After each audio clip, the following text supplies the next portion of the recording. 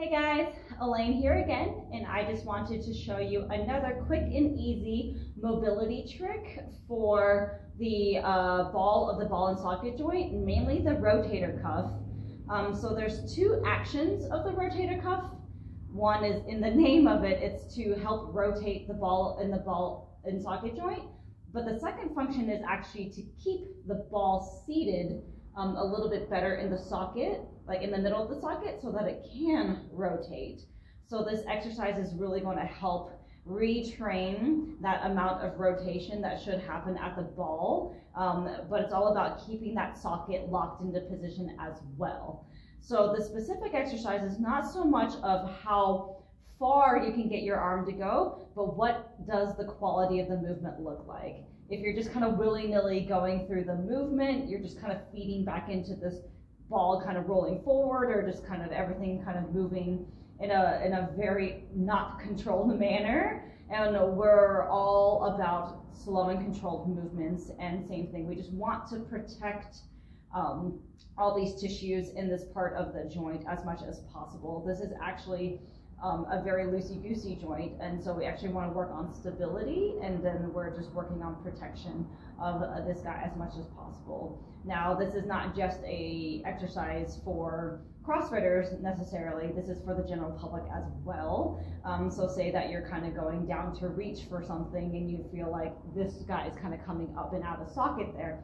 That's not a normal way that that shoulder should move. Everything should be locked into position. That ball should be seated in the middle of the socket, and then you end up moving. So this one exercise is going to help retrain that amount of movement and that amount of stability within mobility to allow protection of the rotator cuff itself.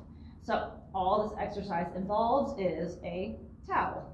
And the purpose of the towel is just to keep the elbow and the ball in a straight alignment, and you don't want the elbow to drop kind of below the ball, because when it does, it just one extra potential for that guy to kind of tip forward. So it's all same thing, all about how are you setting this exercise up, and then looking for the quality of the movement, not necessarily how far can that shoulder go.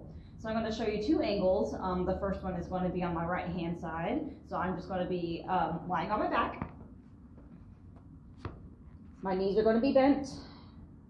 The towel is going to go under my arm, but closer to my elbow. And the goal is to keep the elbow in line with the ball. So don't forget your setup. You're going to do your Kegel. Pull that belly button in, rib cage down, breastbone up, head nice and neutral, shoulder blade is locked back.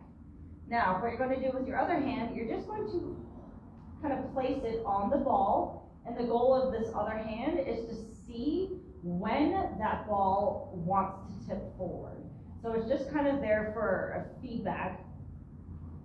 When you lock that shoulder blade back, the ball should sit in the middle of the socket, and the goal is to get as far into internal rotation as possible without allowing that ball to pop forward. What I'm doing with my hand is I'm just keeping it nice and neutral. My thumb is up towards that wall over there. So go through your setup, Kegel, belly button in, rib cage down, breastbone up, head nice and neutral, shoulder blade is pinned back, arm is in that external rotation, it's locked into the socket right there.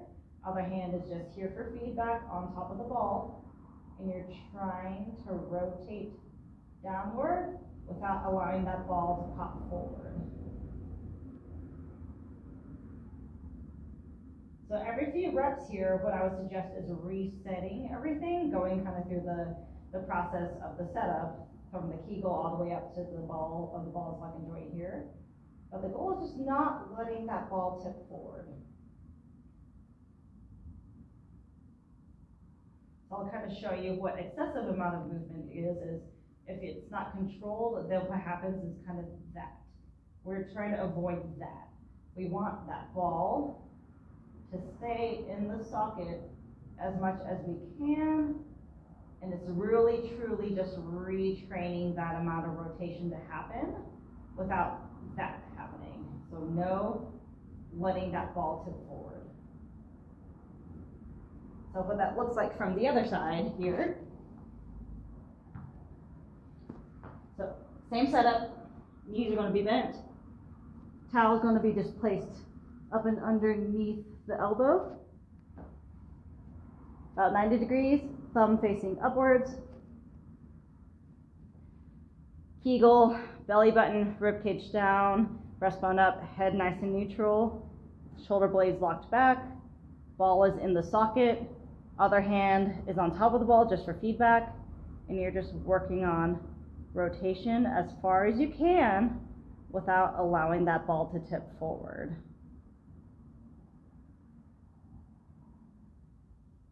So if I let that ball tip forward, this is kind of what it looks like.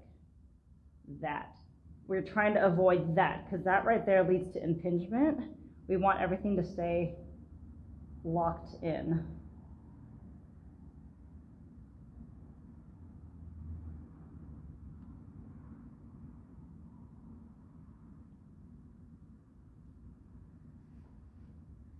So I would suggest doing this exercise maybe for about 1 or 2 minutes on each side. It's all about just really truly retraining that amount of rotation to happen, but keeping it nice and stable in the middle of the socket. We just don't want those shoulders to round forward because that's what we see with every single person that either sits in front of a computer all day, drives, texts, or anything. Everything is in this position. We're trying to retrain everything to come here. Now, if you want to be able to safely do some pull-ups or muscle-ups, toe to bars or anything like that without letting that happen, I would suggest giving this little exercise a try and just try it out for a couple weeks and let me know how it goes. Stay tuned for more tips and tricks, and I will see you guys in the next video. Okay, bye.